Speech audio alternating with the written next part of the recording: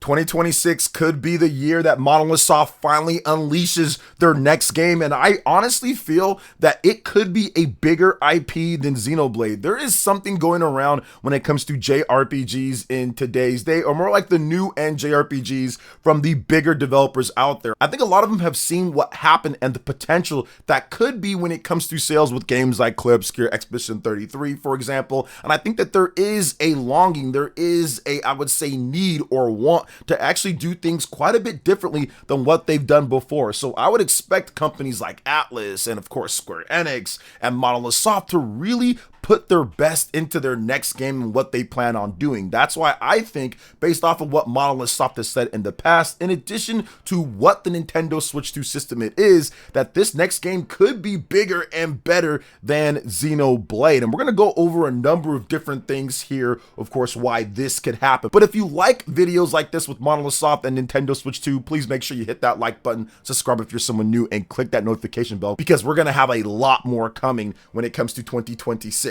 All right, let's get into this. So based off of what Monolith Soft has said in the past, they've talked about how with their new JRPG or their new RPG that it is going to be very different than what they've done before. Well, what have they done before? They've done incredible IPs like Xenogears, Xenosaga, and of course Xenoblade. All of these games play differently from each of the franchises. They have the Xeno moniker as an alien or different, but definitely different IPs, different style of games with a few similarities and some common story trends amongst them, especially if you've played Xenoblade Chronicles 3 Future Redeemed, obviously Xenosaga. I'll let you guys figure that out for those who haven't played it yet though. But I think that the biggest thing here is being something different, is kind of changing things up and making things feel very new and different from what we got before. I think that is going to be key when it comes down to what Monolith Soft does next, because despite Xenoblade not being the biggest system seller out there or anything, Xenoblade did an incredible job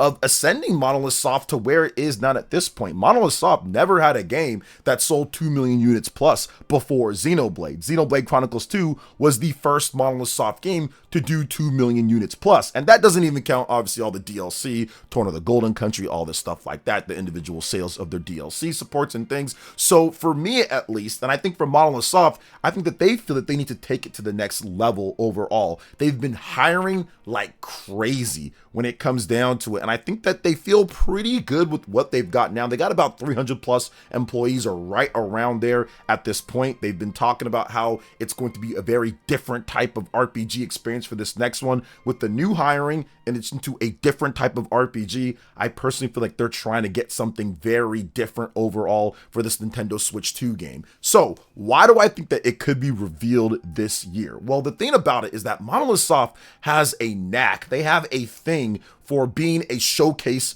for a system. Now with the Nintendo Switch, there was obviously a ton of games from Super Mario Odyssey, The Legend of Zelda Breath of the Wild, there was Pokemon, there was all these games that were going to be the bigger games that were going to sell more and really show the system. But Monolith Soft's game, when it comes to Xenoblade Chronicles 2, was a very interesting proposition for that first calendar year. Now it probably should have been delayed to 2018, but still, they were able to get it out at that point, and that was with way less power in terms of the system itself, way less people working at the company, and also with a smaller team working on that. They didn't have everybody. That was a small team working on things. If you look at Xenoblade Chronicles X on the Wii U, that was also a game that they used to showcase what the Wii U could do. They did things with that game that no other developer could even dream of doing on that platform with PowerPC, with 1 GB of RAM. So with all of those, I wouldn't say struggling, but with kind of having to tinker with what you want to do with your vision of a massive open-ended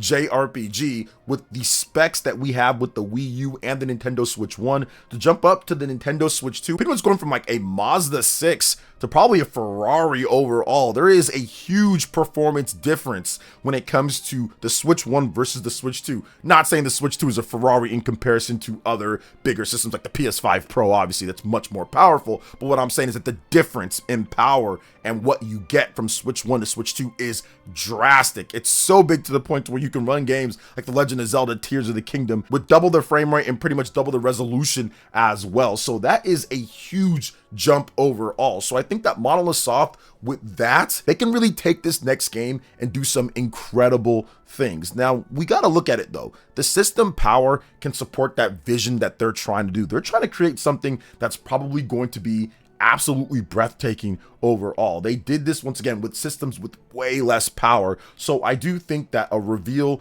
this year is absolutely possible. Now, the timing for when the reveal is going to be is very interesting because Nintendo has this shiny new system like we've talked about with the Nintendo Switch 2.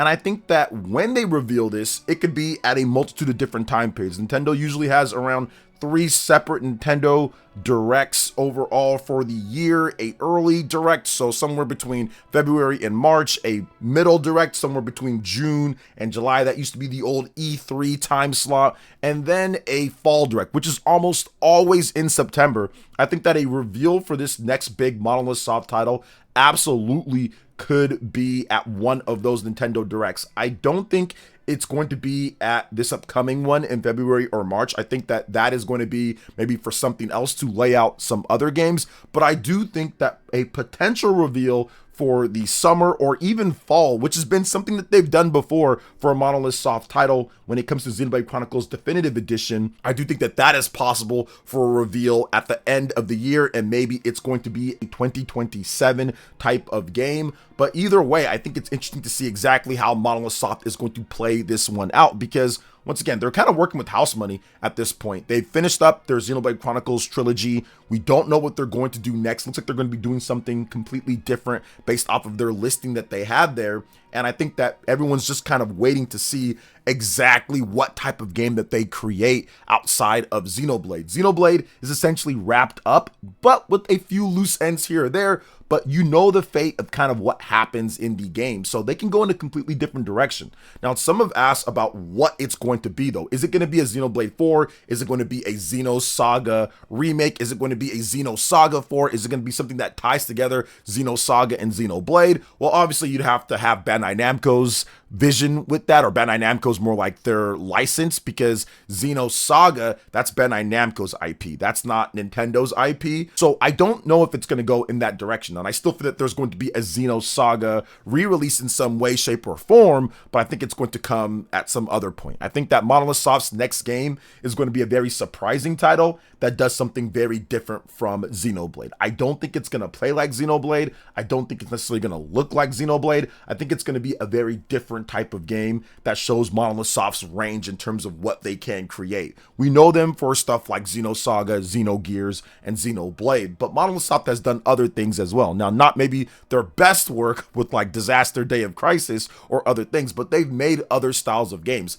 They've made a lot of different stuff. They specialize though in those big turn-based and big action RPGs. So I expect it to be an action RPG or a turn-based RPG. I just think it's going to play very different from Xenogears, Xenosaga, and Xenoblade. So I think that is going to be hyped to kind of see what they have there. And with that boosted performance of the Nintendo Switch 2, I think the sky's the limit. I mean, essentially what you're going from is working with a Wii U / Nintendo Switch 1 to go into something that's above a PlayStation 4. So right around the Xbox Series S type level, and computes better than it in a lot of different areas. So Monolith Soft and what they do with their art and what they do with what they can maximize more like it. They maximize something as small as possible and they can stretch that to its absolute brim. So I think that with the Nintendo Switch 2, this is probably going to take them a bit more extra time than what they've ever done before, because they have so much room to maneuver and work with. They have so much different, I would say,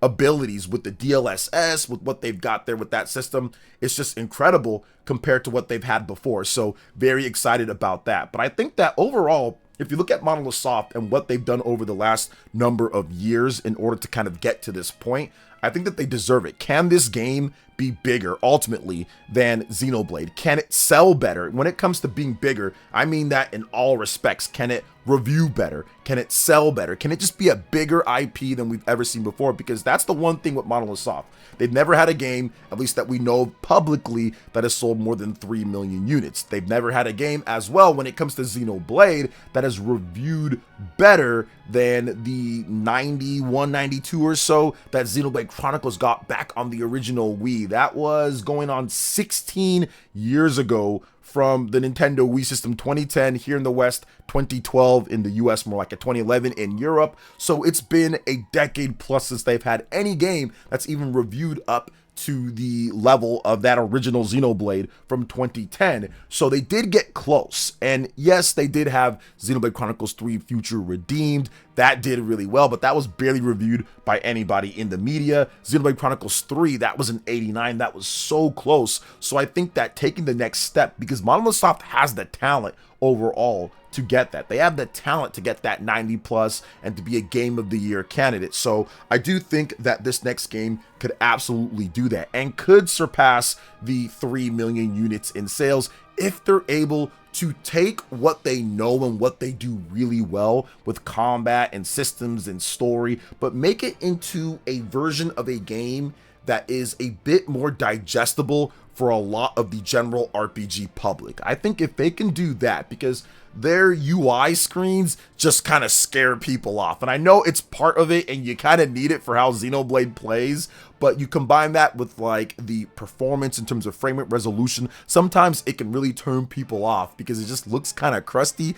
at times overall, and there's no Switch 2 updates for Xenoblade Chronicles games yet, but it looks a little bit crusty at times, and there's just like a lot of stuff going on screen. So that's why I think that with Monolith Soft, having a much more powerful system can really help with their vision and really help kind of make something look more appealing to more people overall. Still have that depth, still have all the stuff that makes Monolith Soft great overall, but once again, have a system that can push something that's a bit more visually appealing, and they can kind of make the UI in a type of way that can put a bit more clarity on the screen and get more people to say, okay, maybe I'll try that one out, because there's not all sorts of stuff all over the place. They've got the story down, they've got the style down, they've got the music down, they've got so many different things down, but I think that that's probably one of their major things that they want to do when it comes to the next game. They want to make it a bit more, I would say, digestible, a bit more clean for people to be able to see the game, see what's going on, and play overall. Like I said, I love Xenoblade. I think Xenoblade's awesome, but I do think that it can be a bit intimidating